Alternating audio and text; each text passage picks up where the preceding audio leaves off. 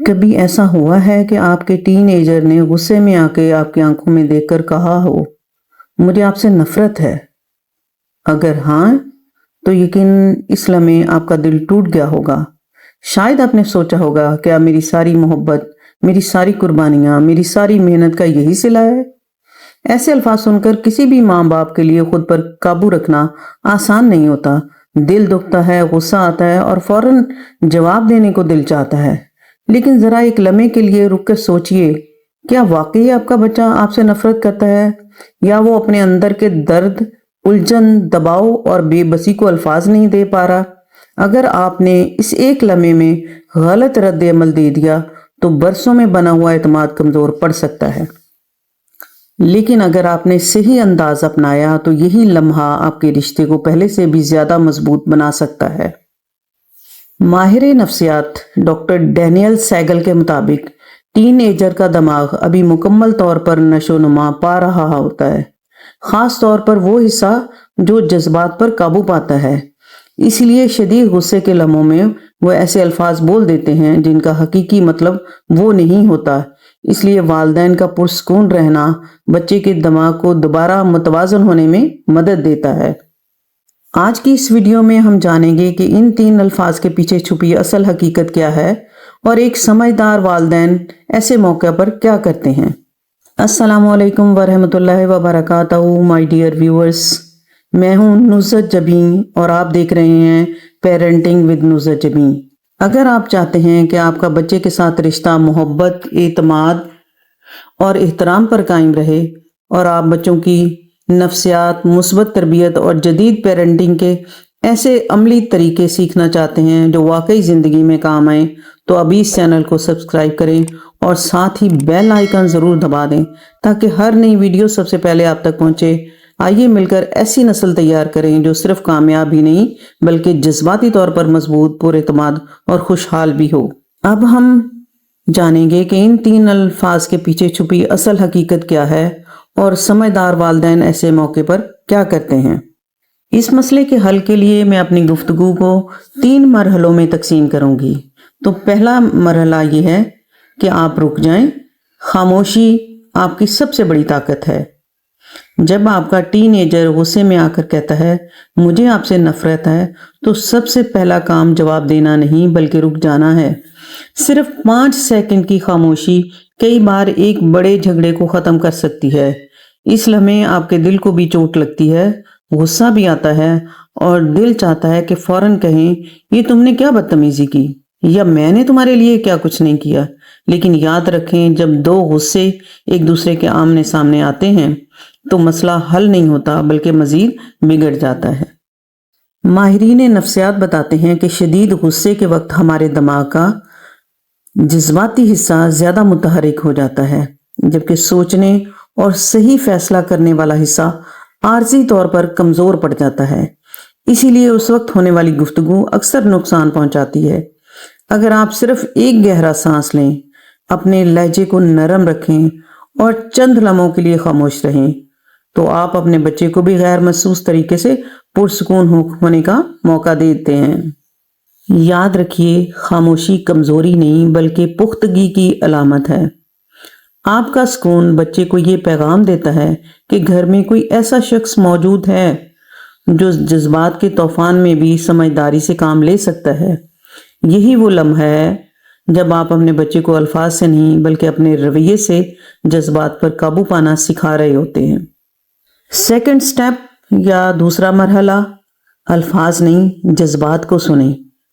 زیادہ تر والدین صرف بچے کے سخت الفاظ سنتے ہیں، لیکن سمجھدار والدین ان الفاظ کے پیچھے چھپے جذبات کو پہچاننے کی کوشش کرتے ہیں۔ جب بچہ کہتا ہے مجھے آپ سے نفرت ہے، تو اکثر اس کا مطلب یہ نہیں ہوتا۔ در حقیقت وہ یہ کہنا چاہ رہا ہوتا ہے میں بہت دکھی ہوں، مجھے کوئی نہیں سمجھ رہا، میں بے بس محسوس کر رہا ہوں، یا میں شدید غصے میں ہوں۔ ایسے وقت میں بچے کے رویے کو فوراً سزا دینے کی بجائے اس کے جذبات کو تسلیم کرنا زیادہ مؤثر ہوتا ہے۔ مثال کے طور پر آپ نرمی سے کہہ سکتی ہیں میں دیکھ سکتی ہوں کہ تم اس وقت بہت غصے میں ہو، تمہارے الفاظ مجھے اچھے نہیں لگے، لیکن میں سمجھ سکتی ہوں کہ تم اس وقت پریشان ہو۔ یہ جملہ دو اہم پیغام دیتا ہے۔ پہلا یہ کہ آپ اس کے احساسات کو سمجھ رہی ہیں، اور دوسرا یہ کہ آپ بدتمیزی کو قبول نہیں کر رہی ہیں۔ اس انداز سے بچہ یہ محسوس کرتا ہے کہ اس کی بات سنی جا رہی ہے، اور یہی احساس اس کے غصے کو آہستہ آہستہ کم کرنے لگتا ہے۔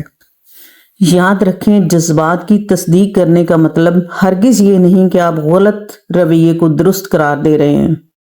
اس کا مطلب صرف یہ ہے کہ آپ پہلے بچے کے دل تک پہنچ رہے ہیں، کیونکہ جب دل پرسکون ہوتا ہے تبھی دماغ نصیحت سننے کے قابل ہوتا ہے۔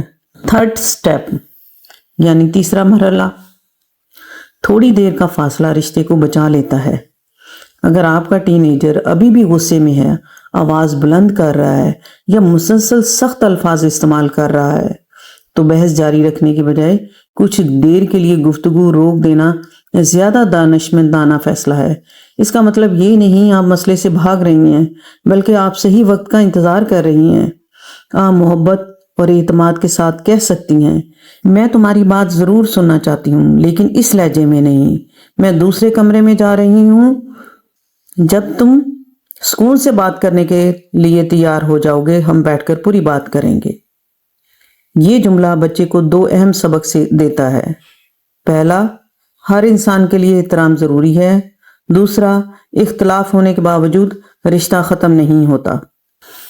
جب ماحول پرسکون ہو جائے تو بعد میں دوبارہ بات کریں۔ اس وقت بچے سے پوچھیں کہ اسے سب سے زیادہ کس بات نے تکلیف دی، وہ کیا محسوس کر رہا تھا، اور آئندہ ایسے حالات کو بہتر طریقے سے کیسے سنبھالا جا سکتا ہے۔ یہی وہ گفتگو ہے جو اعتماد کو دوبارہ مضبوط کرتی ہے۔ یاد رکھیں، والدین کا اصل مقصد ہر بحث جیتنا نہیں، بلکہ اپنے بچے کو جذباتی توازن، احترام اور صحت مند انداز میں اختلاف کرنا سکھانا ہے۔ جب آپ غصے کے بدلے سکون اور چیخنے کے بدلے حکمت کا انتخاب کرتے ہیں تو آپ صرف ایک مسئلہ حل نہیں کرتے، بلکہ اپنے بچے کی شخصیت کو بھی مضبوط بنا رہے ہوتے ہیں۔ آخر میں صرف اتنی بات یاد رکھیے، جب آپ کا ٹین ایجر غصے میں کہے مجھے آپ سے نفرت ہے، تو ان الفاظ کو اپنے دل پر لینے کی بجائے ان کے پیچھے چھپے درد کو سمجھنے کی کوشش کریں۔ بہت سے بچوں کو اپنے جذبات کا اظہار کرنا نہیں آتا، اس لیے وہ سخت الفاظ کا سہارا لیتے ہیں۔